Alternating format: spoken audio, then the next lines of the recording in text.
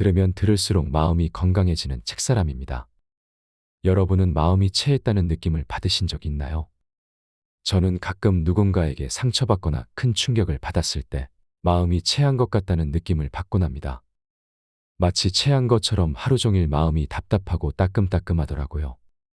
그런데 우리는 몸이 체하면 바늘로 손가락을 따거나 약을 먹는 등 바로 치료하지만 마음이 체했을 때는 그저 가만히 있습니다. 이는 마음이 체했을 때 어떻게 해야 할지 모르기 때문이라 생각합니다.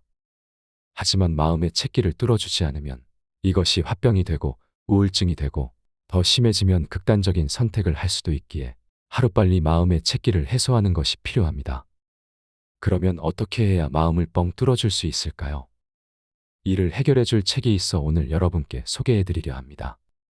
17년간 수천 건의 상담을 진행하며 셀 수 없이 많은 사람의 마음을 치유하신 변상규 교수가 집필한 때로는 마음도 체한다입니다.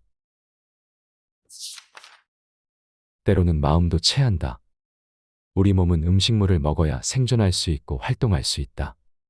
근데 먹고 체하면 큰일이다. 먹은 것이 제대로 소화되어야 몸이 산다. 먹은 것이 체하면 몸이 고통받는다. 어디 음식물만 그런가? 마음도 마찬가지다. 우리가 대인 관계, 특히 우리가 기대하고 권위를 부여한 부모, 자녀, 배우자, 친구, 애인, 믿었던 누군가에게 상상할 수 없는 말을 들었다면 그 당혹스러움은 우리를 완전히 혼란에 빠뜨릴 것이다. 그러면 심리적으로 소화가 안 된다. 바로 마음이 체하는 것이다. 그런데 몸은 체하면 속이 아프거나 더부룩해지지만 마음은 체해도 아무 변화가 없다. 왜냐하면 우리 마음은 충격을 받으면 마치 그것이 없는 것인 양 아무 일 없는 듯 억압을 하기 때문이다. 때문에 우리는 큰 사건을 접했을 때 순간적으로 잘 대처하지만 그 사건을 모두 정리한 어느 날 아무렇지도 않은 사소한 일이나 순간에 갑자기 무너지면서 자살 충동까지 느낀다. 하지만 이는 지극히 정상적인 반응이다.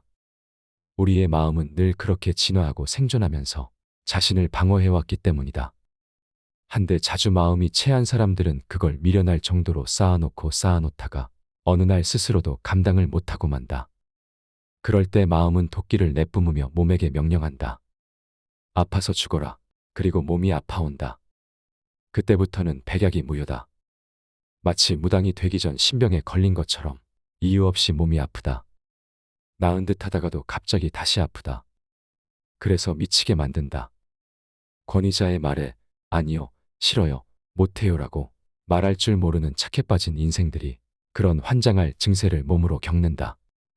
전형적인 시민성 증상이다. 사실 그들은 죄가 없다. 죄가 있다면 제 한 몸 방어할 힘이 너무너무 없었다는 것뿐. 그저 자기 하나만 희생하면 가족도 행복해지고 엄마 아빠도 안 싸우고 친구들도 문제없고 세계 평화에 기여한다고 생각하기 때문이다. 몇 년 전 내 수업을 듣던 여학생 하나가 자살한 사건이 있었다.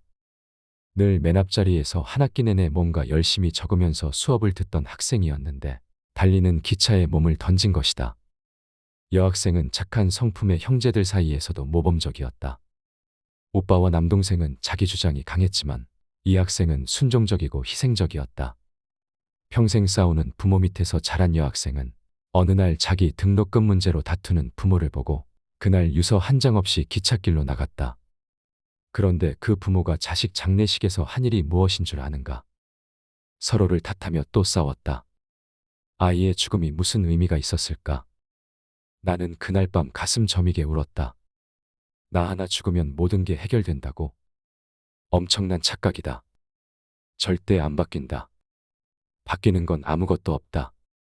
엄마 아빠는 다시 싸우고 가족의 징그러운 문제는 전혀 변함없고 친구들은 언제나 무심하다. 죽어야 그게 아니었음을 자각하겠지만 죽었는데 무얼 어쩌랴. 답답하고 안쓰럽고 속상하고 우라가 치민다. 나는 간혹 우울증에 감사하곤 한다. 나는 우울해지면 무언가 내가 분명한 걸 선택해야 한다는 신호로 받아들인다. 그래서 일부러 비싼 한우집에 가서 나 혼자 고기 2인분을 먹고 온다.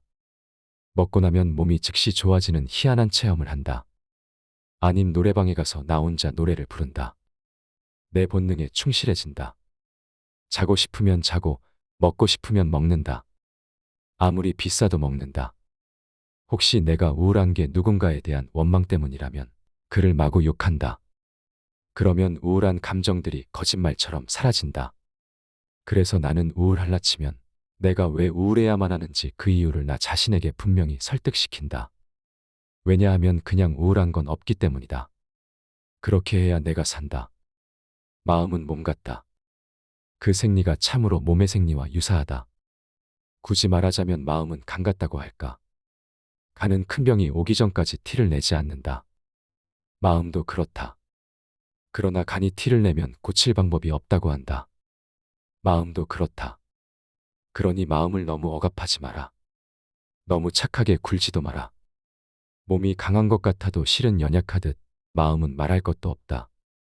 마음을 돌보라. 가족이든 친구든 누구든 돌보지 말고 자기 자신을 돌보라.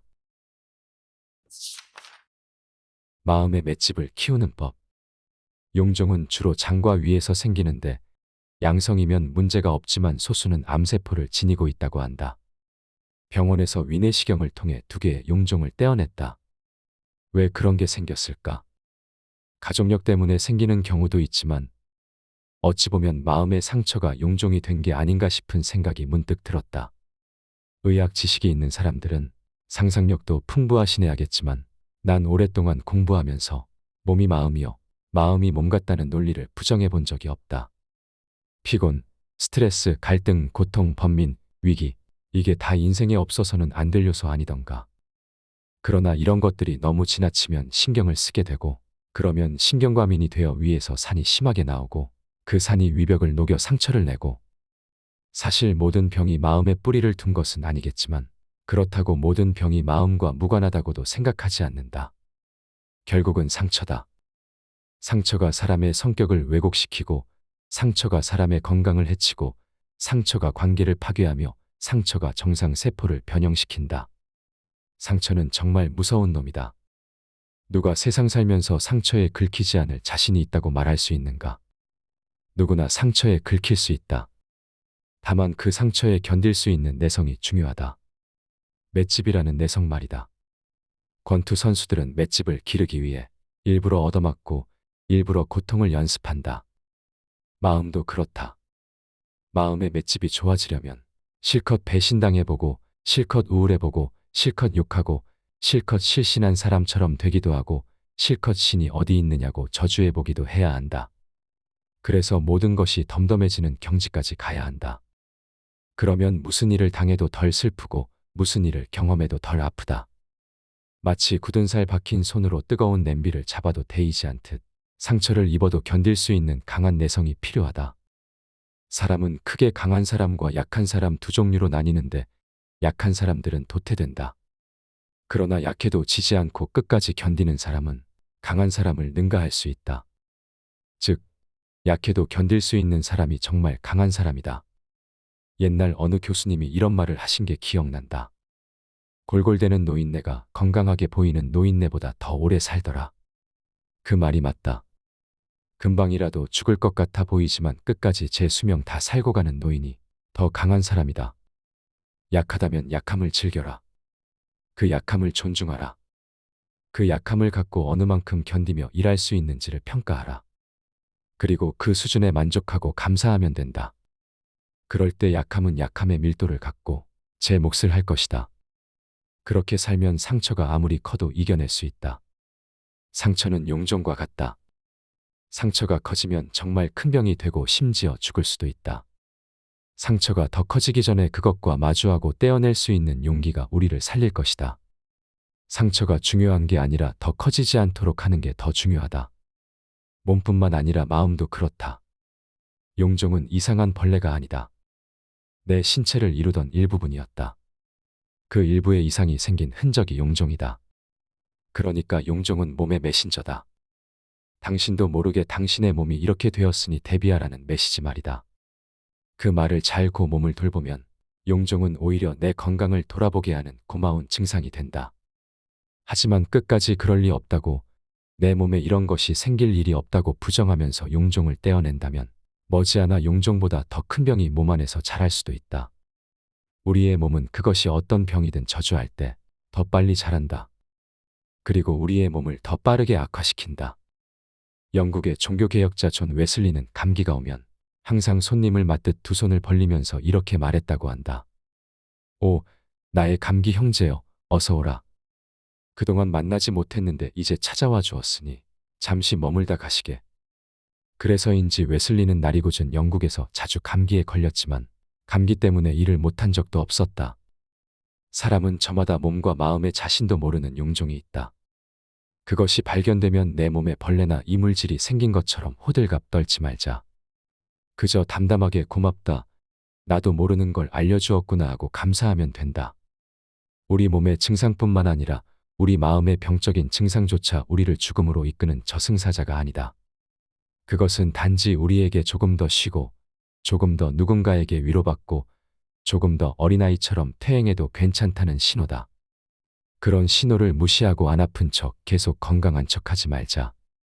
어느 개그맨의 멘트처럼 한 방에 훅 가는 수가 있으니. 처신을 잘하는 법. 우물쭈물하다가 내 이럴 줄 알았다. 작가 버나드 쇼는 죽을 때까지, 아니 죽은 이후에도 멋진 독설로 자신의 묘비명을 통해 우물쭈물하다 죽고 마는 인생의 허무함에 대한 교훈을 주었다. 그렇지, 우물쭈물하다 시간이 흘러가고 세월만 지나가는 게 사람의 운명인지도 모르겠다.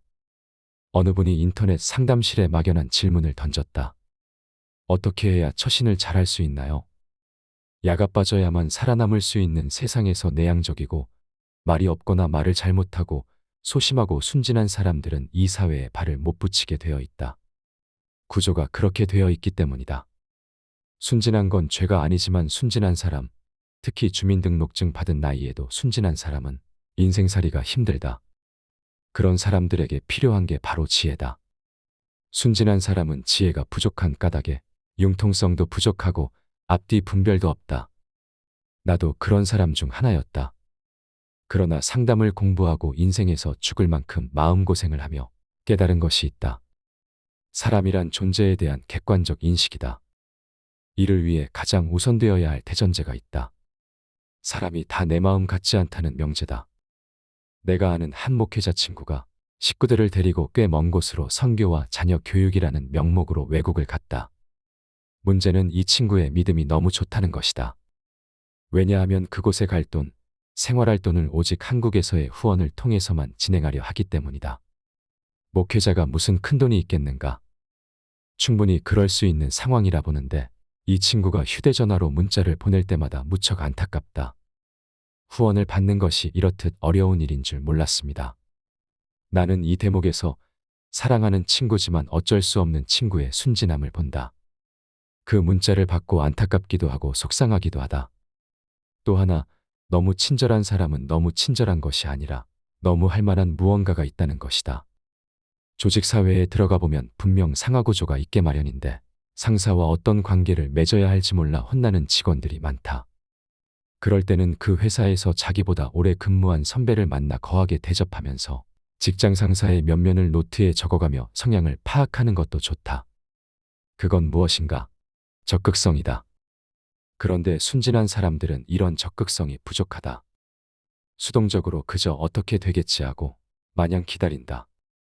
그리고 시키는 일만 하는 사람이 있다. 이번에 군대에 간 내담자 대학생에게 이런 말을 했다.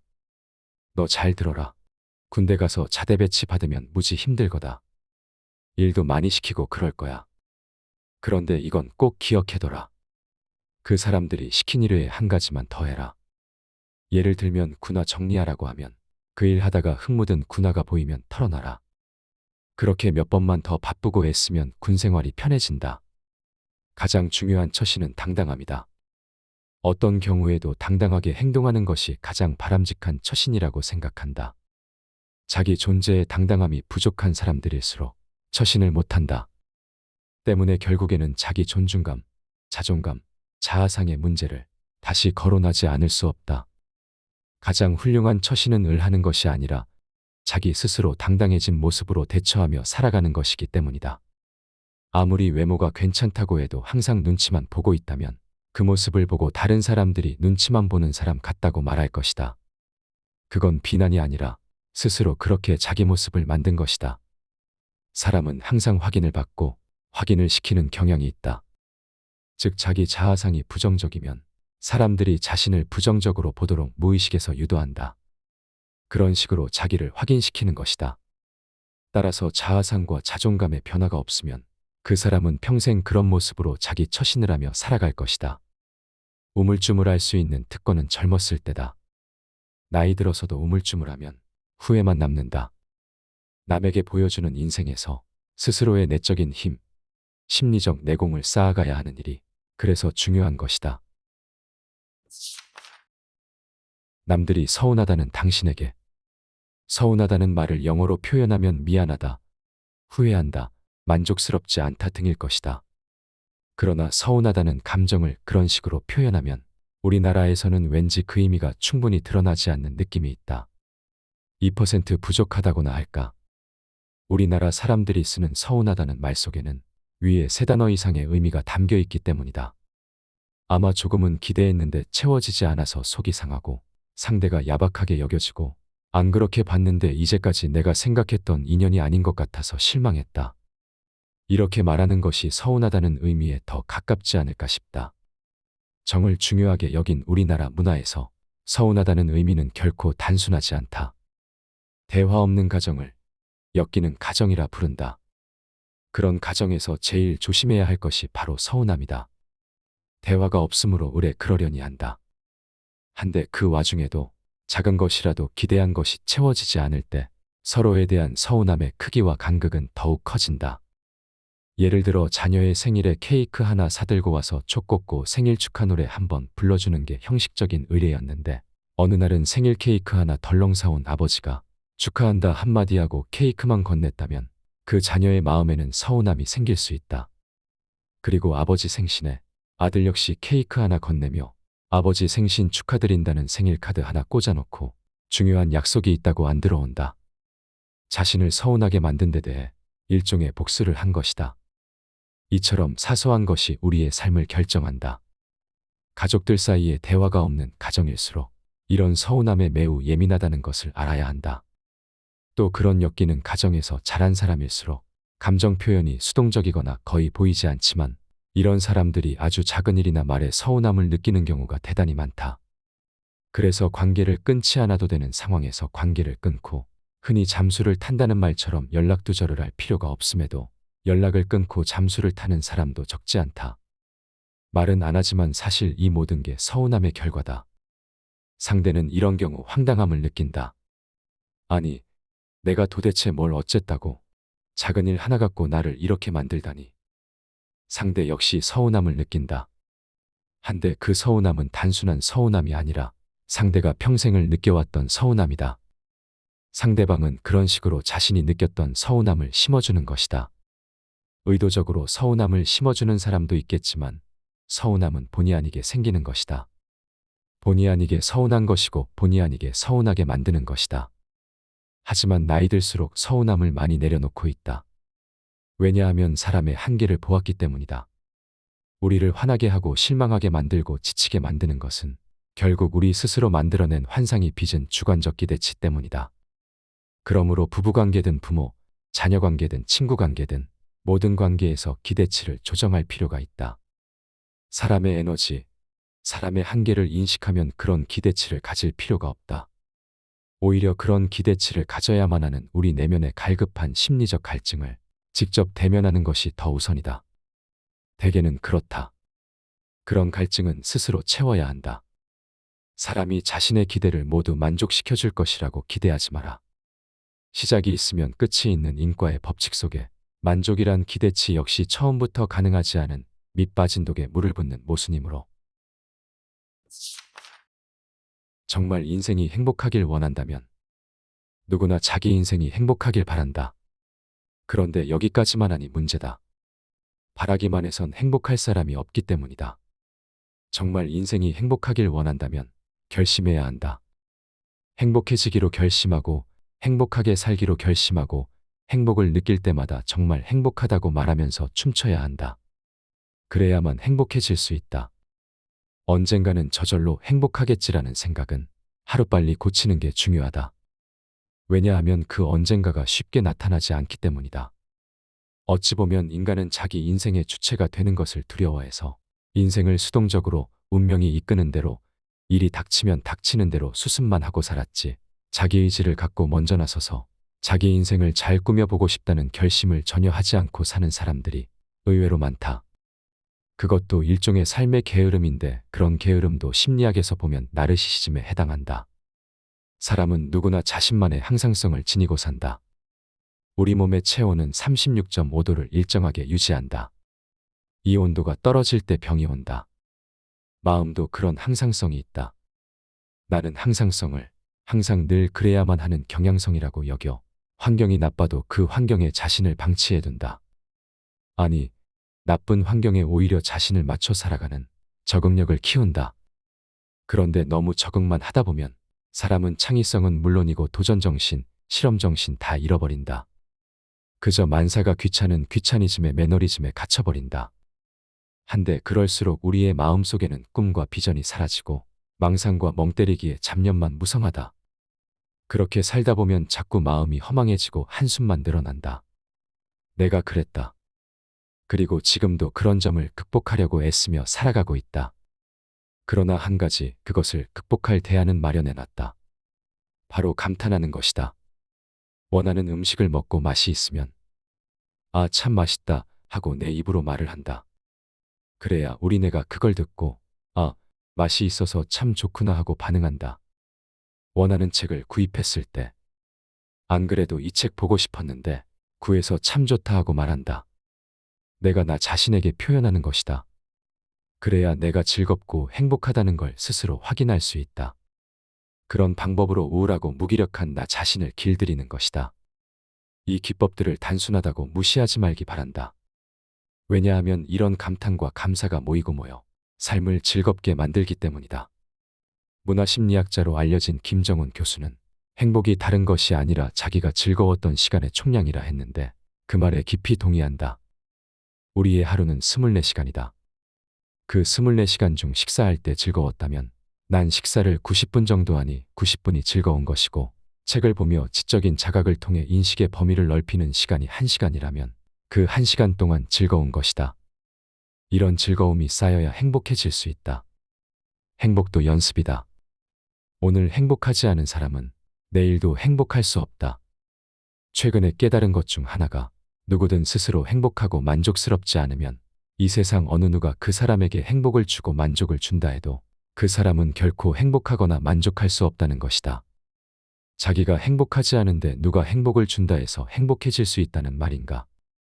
행복이 왜 중요하냐면 하루에 어느 정도는 행복해야 삶에 낙이 있고 삶에 대한 의욕이 살아나기 때문이다. 삶의 의욕과 낙이 있어야 인생에서 필연적으로 겪을 수밖에 없는 우울함과 우울증을 극복할 수 있기 때문이다. 우리는 누구나 어느 정도 우울하다. 이 우울을 전부 없애고 살아가는 사람은 없다. 우울을 견디면서 우울과 함께 살아갈 뿐이다. 그러려면 힘이 있어야 하는데 그 힘이 바로 인생의 낙과 삶에 대한 의욕이다. 사람은 우울해지면 본능적으로 변한다. 사람이 과하게 음식을 먹거나 과하게 술을 마시거나 과하게 자는 건 그 근원이 우울해서다. 사람은 누구나 나이를 먹으면서 우울해질 수밖에 없다. 때문에 꾸준한 운동이 중요하다고 하지만 운동을 매일매일 하지 못하는 많은 사람들이 나이를 먹어가면서 어쩔 수 없이 우울해지는 마음을 견디지 못한다. 그래서 나이 들수록 다른 사람들과 어울리려는 공동체 정신도 중요하지만 자신의 참자기를 찾아가는 자기 탐구와 자아 실현의 과제가 더 중요해지는 것이다. 그런데 평소 남들과 어울려 살 줄만 알았지 참된 자기를 찾아가거나 알아가는 공부를 해본 적 없는 이들은 그런 과제들이 중요하다는 걸 알면서도 어떻게 해야 할지 몰라 모든 것이 낯설기만 하다. 그런 낯설음을 경험하는 것은 정상적 심이다. 누구나 그렇게 산다. 그런 낯설음을 견뎌내고 정말 자신의 참자기를 찾아 행복할 수 있다는 신념을 가져야 한다. 마음의 중심을 잡으면 인생은 살아볼 만한 것이 된다. 나는 얼마 전에 나 자신에게 이런 결심을 했다. 나 정말 행복하게 살아볼 거다. 평생 이런 생각, 이런 결심은 해보질 않았다. 그래서 아직도 돈이 있고 뭔가를 사야 즐거운 줄 안다. 행복에 관해서라면 유치원 수준도 못 된다. 돈이 없어 살 것을 사지 못해도 행복할 수 있는 길, 내 성향에 맞는 맞춤식 행복, 그 행복을 결심해야 한다. 그냥 행복해지는 일은 없다. 이 책을 읽고 가장 마음에 들었던 부분은 마음의 아픔을 무시하지 말고 받아들이라는 것이었습니다. 우리는 이상하게도 몸이 아플 때는 아프다고 티를 내고 병원에서 치료받지만 마음이 아플 때는 그것을 숨기고 가리는데 급급합니다. 그리고 가만히 놔두면 나을 거라고 자신합니다. 하지만 마음의 아픔도 몸의 아픔과 마찬가지로 드러내고 치료받는 과정이 있어야 나을 수 있습니다. 혹시 여러분들도 마음속에 있는 상처를 가리고 숨기고만 있지 않으신가요? 오늘 이 영상을 통해 여러분 마음속 아픔이 조금이나마 치유되셨기를 바랍니다. 오늘 소개해드린 책에서는 마음의 상처를 치유하는 법뿐 아니라 온전한 나로 살아가는 법, 행복을 찾는 법 등 인생에 도움되는 다양한 내용이 담겨 있으니 한 번쯤 읽어보시기를 권해드립니다. 세상은 비록 고통으로 가득하더라도 그것을 극복하는 힘도 가득하다. 헬렌 켈러. 들으면 들을수록 마음이 건강해지는 책사람입니다. 여러분은 마음이 체했다는 느낌을 받으신 적 있나요? 저는 가끔 누군가에게 상처받거나 큰 충격을 받았을 때 마음이 체한 것 같다는 느낌을 받곤 합니다. 마치 체한 것처럼 하루 종일 마음이 답답하고 따끔따끔하더라고요. 그런데 우리는 몸이 체하면 바늘로 손가락을 따거나 약을 먹는 등 바로 치료하지만 마음이 체했을 때는 그저 가만히 있습니다. 이는 마음이 체했을 때 어떻게 해야 할지 모르기 때문이라 생각합니다. 하지만 마음의 채기를 뚫어주지 않으면 이것이 화병이 되고 우울증이 되고 더 심해지면 극단적인 선택을 할 수도 있기에 하루빨리 마음의 채기를 해소하는 것이 필요합니다. 그러면 어떻게 해야 마음을 뻥 뚫어줄 수 있을까요? 이를 해결해줄 책이 있어 오늘 여러분께 소개해드리려 합니다. 17년간 수천 건의 상담을 진행하며 셀 수 없이 많은 사람의 마음을 치유하신 변상규 교수가 집필한 때로는 마음도 체한다입니다. 때로는 마음도 체한다. 우리 몸은 음식물을 먹어야 생존할 수 있고 활동할 수 있다. 근데 먹고 체하면 큰일이다. 먹은 것이 제대로 소화되어야 몸이 산다. 먹은 것이 체하면 몸이 고통받는다. 어디 음식물만 그런가? 마음도 마찬가지다. 우리가 대인 관계, 특히 우리가 기대하고 권위를 부여한 부모, 자녀, 배우자, 친구, 애인, 믿었던 누군가에게 상상할 수 없는 말을 들었다면 그 당혹스러움은 우리를 완전히 혼란에 빠뜨릴 것이다. 그러면 심리적으로 소화가 안 된다. 바로 마음이 체하는 것이다. 그런데 몸은 체하면 속이 아프거나 더부룩해지지만 마음은 체해도 아무 변화가 없다. 왜냐하면 우리 마음은 충격을 받으면 마치 그것이 없는 것인 양 아무 일 없는 듯 억압을 하기 때문이다. 때문에 우리는 큰 사건을 접했을 때 순간적으로 잘 대처하지만 그 사건을 모두 정리한 어느 날 아무렇지도 않은 사소한 일이나 순간에 갑자기 무너지면서 자살 충동까지 느낀다. 하지만 이는 지극히 정상적인 반응이다. 우리의 마음은 늘 그렇게 진화하고 생존하면서 자신을 방어해왔기 때문이다. 한데 자주 마음이 체한 사람들은 그걸 미련할 정도로 쌓아놓다가 어느 날 스스로도 감당을 못하고 만다. 그럴 때 마음은 도끼를 내뿜으며 몸에게 명령한다. 아파서 죽어라. 그리고 몸이 아파온다. 그때부터는 백약이 무효다. 마치 무당이 되기 전 신병에 걸린 것처럼 이유 없이 몸이 아프다. 나은 듯 하다가도 갑자기 다시 아프다. 그래서 미치게 만든다. 권위자의 말에 아니요, 싫어요, 못해요라고 말할 줄 모르는 착해 빠진 인생들이 그런 환장할 증세를 몸으로 겪는다. 전형적인 시민성 증상이다. 사실 그들은 죄가 없다. 죄가 있다면 제 한 몸 방어할 힘이 너무너무 없었다는 것뿐. 그저 자기 하나만 희생하면 가족도 행복해지고 엄마 아빠도 안 싸우고 친구들도 문제없고 세계 평화에 기여한다고 생각하기 때문이다. 몇 년 전 내 수업을 듣던 여학생 하나가 자살한 사건이 있었다. 늘 맨 앞자리에서 한 학기 내내 뭔가 열심히 적으면서 수업을 듣던 학생이었는데 달리는 기차에 몸을 던진 것이다. 여학생은 착한 성품의 형제들 사이에서도 모범적이었다. 오빠와 남동생은 자기 주장이 강했지만 이 학생은 순종적이고 희생적이었다. 평생 싸우는 부모 밑에서 자란 여학생은 어느 날 자기 등록금 문제로 다투는 부모를 보고 그날 유서 한 장 없이 기찻길로 나갔다. 그런데 그 부모가 자식 장례식에서 한 일이 무엇인 줄 아는가? 서로를 탓하며 또 싸웠다. 아이의 죽음이 무슨 의미가 있었을까? 나는 그날 밤 가슴 저미게 울었다. 나 하나 죽으면 모든 게 해결된다고? 엄청난 착각이다. 절대 안 바뀐다. 바뀌는 건 아무것도 없다. 엄마 아빠는 다시 싸우고 가족의 징그러운 문제는 전혀 변함없고 친구들은 언제나 무심하다. 죽어야 그게 아니었음을 자각하겠지만 죽었는데 무얼 어쩌랴. 답답하고 안쓰럽고 속상하고 우라가 치민다. 나는 간혹 우울증에 감사하곤 한다. 나는 우울해지면 무언가 내가 분명한 걸 선택해야 한다는 신호로 받아들인다. 그래서 일부러 비싼 한우집에 가서 나 혼자 고기 2인분을 먹고 온다. 먹고 나면 몸이 즉시 좋아지는 희한한 체험을 한다. 아님 노래방에 가서 나 혼자 노래를 부른다. 내 본능에 충실해진다. 자고 싶으면 자고, 먹고 싶으면 먹는다. 아무리 비싸도 먹는다. 혹시 내가 우울한 게 누군가에 대한 원망 때문이라면 그를 마구 욕한다. 그러면 우울한 감정들이 거짓말처럼 사라진다. 그래서 나는 우울할라 치면 내가 왜 우울해야만 하는지 그 이유를 나 자신에게 분명히 설득시킨다. 왜냐하면 그냥 우울한 건 없기 때문이다. 그렇게 해야 내가 산다. 마음은 몸 같다. 그 생리가 참으로 몸의 생리와 유사하다. 굳이 말하자면 마음은 간 같다고 할까. 간은 큰 병이 오기 전까지 티를 내지 않는다. 마음도 그렇다. 그러나 간이 티를 내면 고칠 방법이 없다고 한다. 마음도 그렇다. 그러니 마음을 너무 억압하지 마라. 너무 착하게 굴지도 마라. 몸이 강한 것 같아도 실은 연약하듯 마음은 말할 것도 없다. 마음을 돌보라. 가족이든 친구든 누구든 돌보지 말고 자기 자신을 돌보라.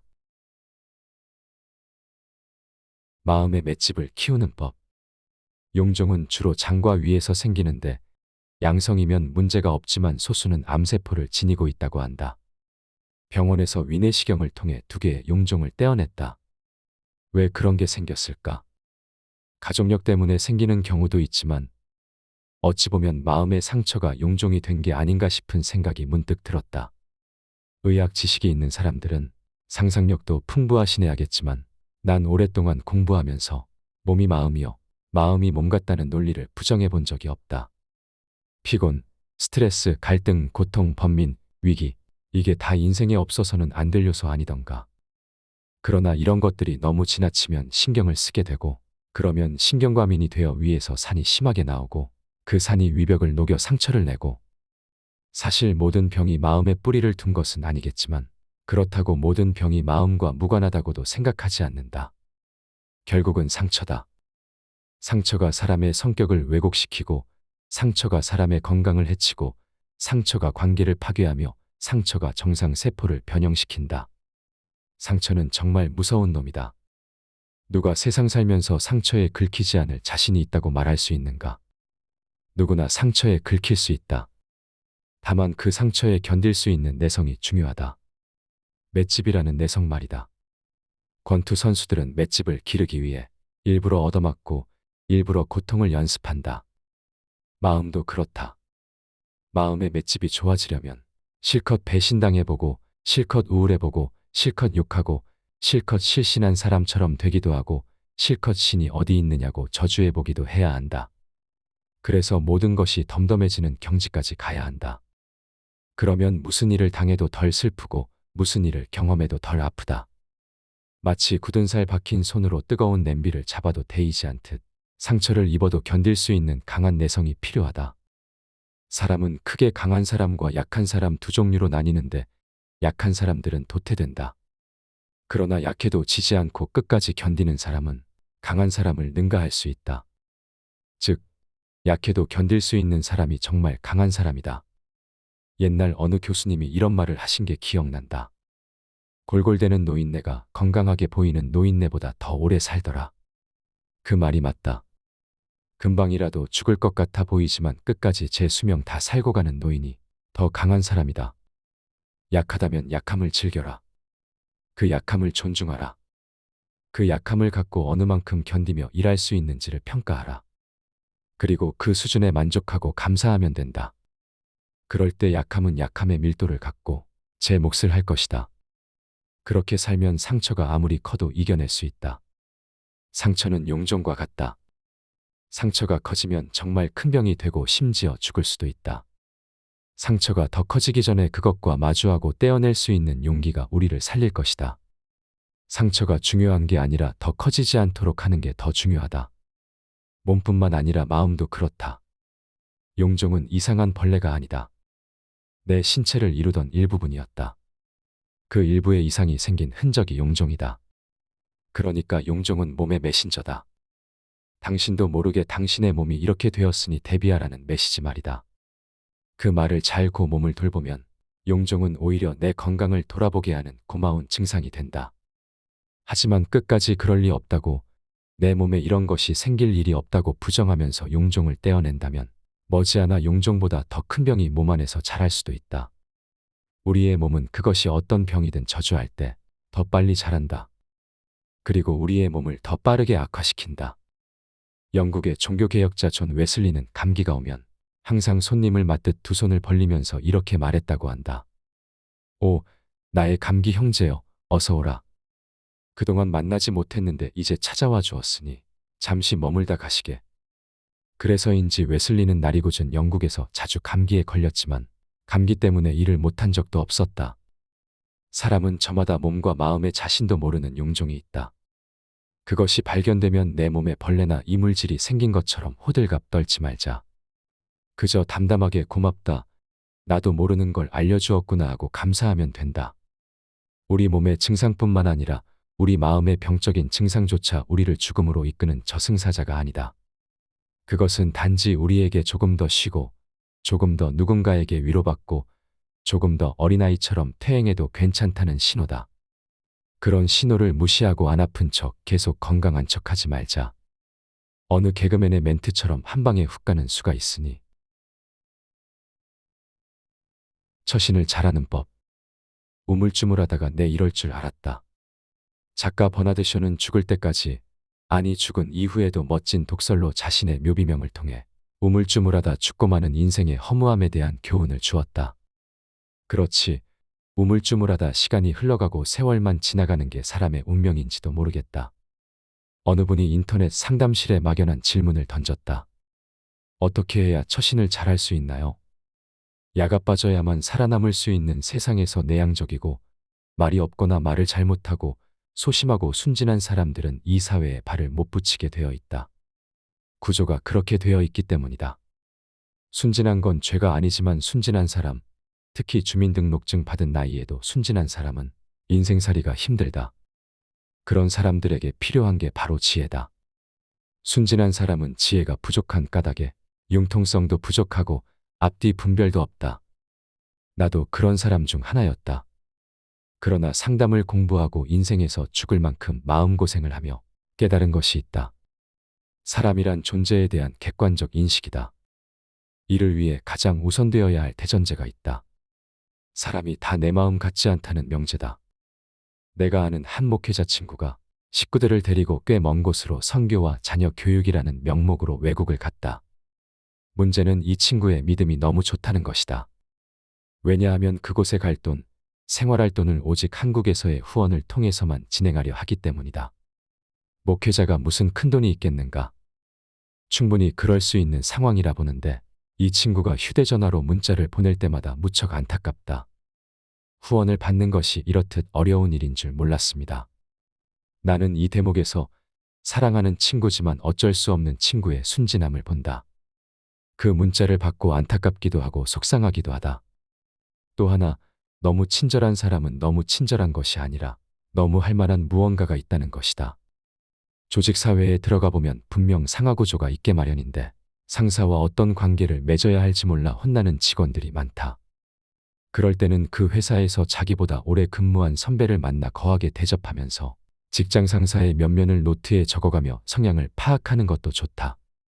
그건 무엇인가? 적극성이다. 그런데 순진한 사람들은 이런 적극성이 부족하다.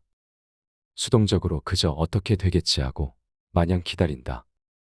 그리고 시키는 일만 하는 사람이 있다. 이번에 군대에 간 내담자 대학생에게 이런 말을 했다. 너 잘 들어라. 군대 가서 자대 배치 받으면 무지 힘들거다. 일도 많이 시키고 그럴 거야. 그런데 이건 꼭 기억해둬라. 그 사람들이 시킨 일 외에 한 가지만 더 해라. 예를 들면 군화 정리하라고 하면 그 일 하다가 흙 묻은 군화가 보이면 털어놔라. 그렇게 몇 번만 더 바쁘고 애쓰면 군 생활이 편해진다. 가장 중요한 처신은 당당함이다. 어떤 경우에도 당당하게 행동하는 것이 가장 바람직한 처신이라고 생각한다. 자기 존재에 당당함이 부족한 사람들일수록 처신을 못한다.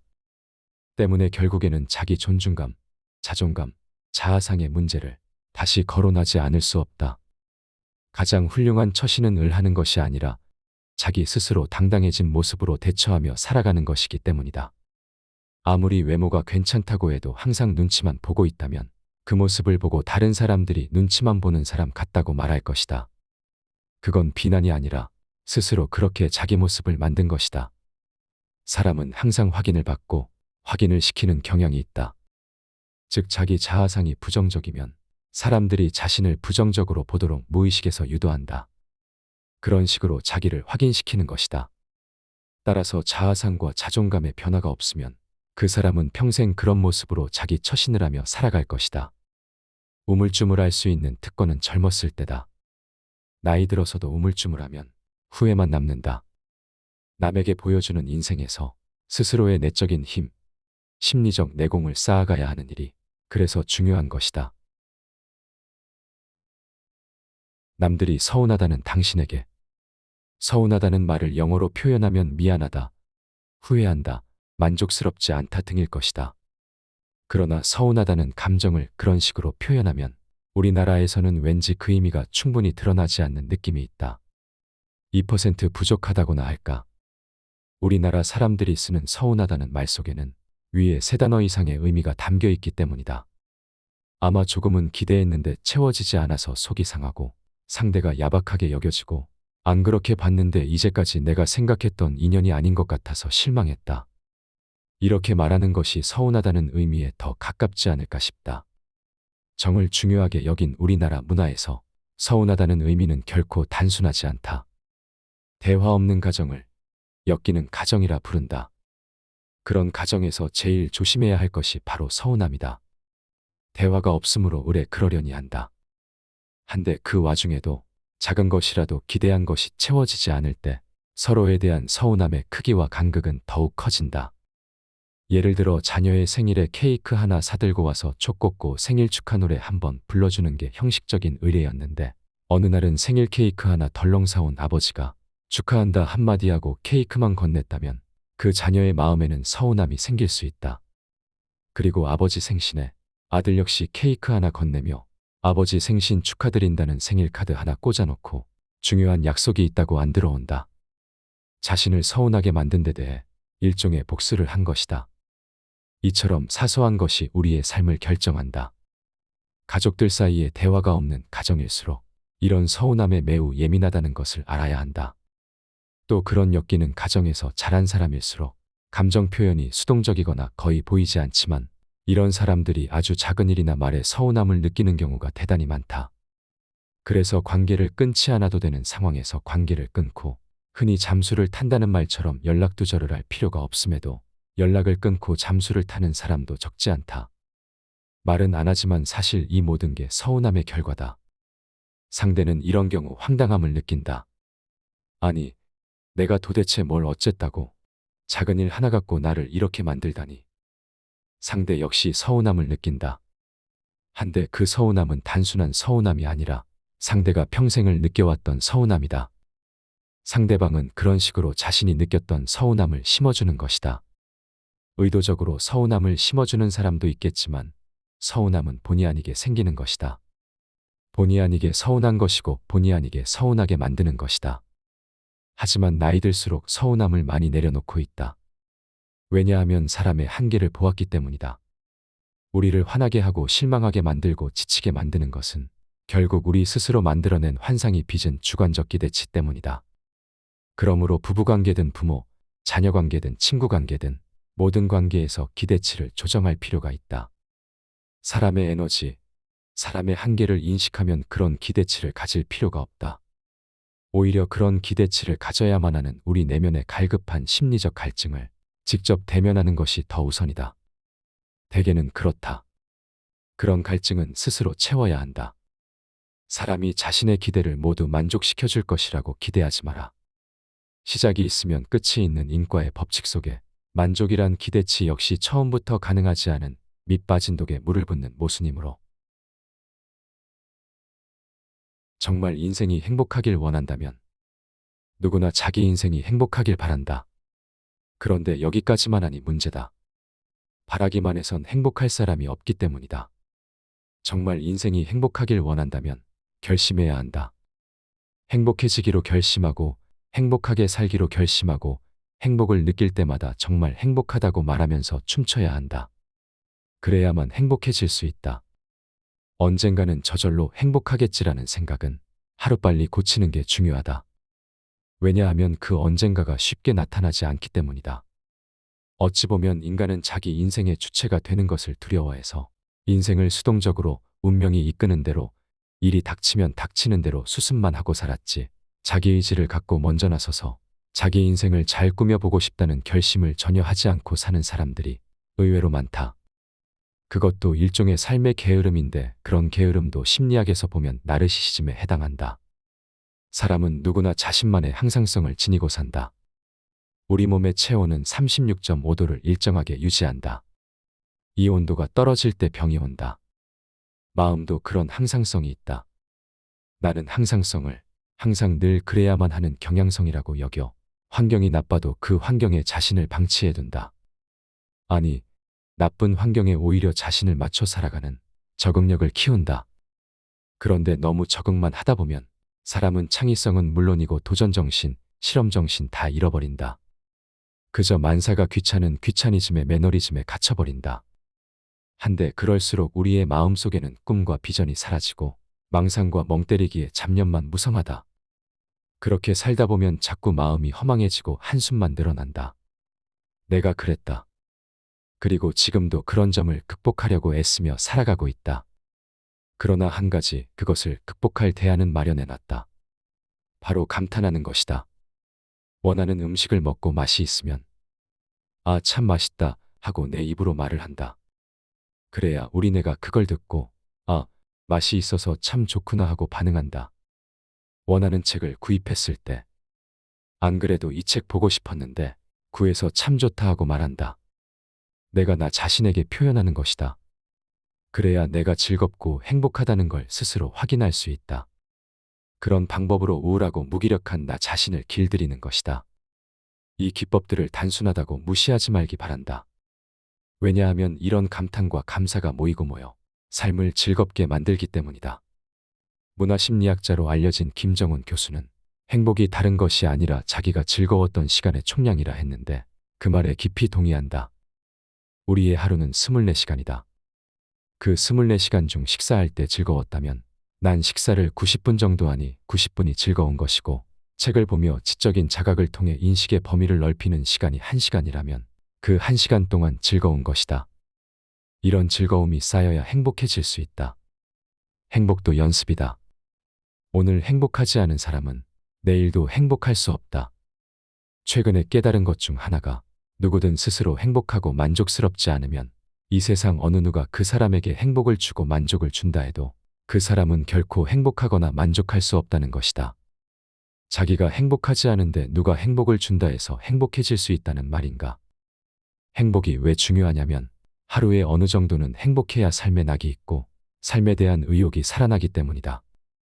삶의 의욕과 낙이 있어야 인생에서 필연적으로 겪을 수밖에 없는 우울함과 우울증을 극복할 수 있기 때문이다. 우리는 누구나 어느 정도 우울하다. 이 우울을 전부 없애고 살아가는 사람은 없다. 우울을 견디면서 우울과 함께 살아갈 뿐이다. 그러려면 힘이 있어야 하는데 그 힘이 바로 인생의 낙과 삶에 대한 의욕이다. 사람은 우울해지면 본능적으로 변한다. 사람이 과하게 음식을 먹거나 과하게 술을 마시거나 과하게 자는 건 그 근원이 우울해서다. 사람은 누구나 나이를 먹으면서 우울해질 수밖에 없다. 때문에 꾸준한 운동이 중요하다고 하지만 운동을 매일매일 하지 못하는 많은 사람들이 나이를 먹어가면서 어쩔 수 없이 우울해지는 마음을 견디지 못한다. 그래서 나이 들수록 다른 사람들과 어울리려는 공동체 정신도 중요하지만 자신의 참자기를 찾아가는 자기 탐구와 자아 실현의 과제가 더 중요해지는 것이다. 그런데 평소 남들과 어울려 살 줄만 알았지 참된 자기를 찾아가거나 알아가는 공부를 해본 적 없는 이들은 그런 과제들이 중요하다는 걸 알면서도 어떻게 해야 할지 몰라 모든 것이 낯설기만 하다. 그런 낯설음을 경험하는 것은 정상적 시입니다. 누구나 그렇게 산다. 그런 낯설음을 견뎌내고 정말 자신의 참자기를 찾아 행복할 수 있다는 신념을 가져야 한다. 마음의 중심을 잡으면 인생은 살아볼 만한 것이 된다. 나는 얼마 전에 나 자신에게 이런 결심을 했다. 나 정말 행복하게 살아볼 거다. 평생 이런 생각, 이런 결심은 해보질 않았다. 그래서 아직도 돈이 있고 뭔가를 사야 즐거운 줄 안다. 행복에 관해서라면 유치원 수준도 못 된다.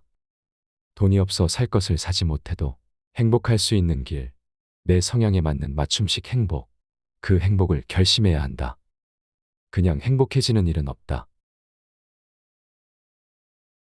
이 책을 읽고 가장 마음에 들었던 부분은 마음의 아픔을 무시하지 말고 받아들이라는 것이었습니다. 우리는 이상하게도 몸이 아플 때는 아프다고 티를 내고 병원에서 치료받지만 마음이 아플 때는 그것을 숨기고 가리는데 급급합니다. 그리고 가만히 놔두면 나을 거라고 자신합니다. 하지만 마음의 아픔도 몸의 아픔과 마찬가지로 드러내고 치료받는 과정이 있어야 나을 수 있습니다. 혹시 여러분들도 마음속에 있는 상처를 가리고 숨기고만 있지 않으신가요? 오늘 이 영상을 통해 여러분 마음속 아픔이 조금이나마 치유되셨기를 바랍니다. 오늘 소개해드린 책에서는 마음의 상처를 치유하는 법뿐 아니라 온전한 나로 살아가는 법, 행복을 찾는 법 등 인생에 도움되는 다양한 내용이 담겨 있으니 한 번쯤 읽어보시기를 권해드립니다. 세상은 비록 고통으로 가득하더라도 그것을 극복하는 힘도 가득하다. 헬렌 켈러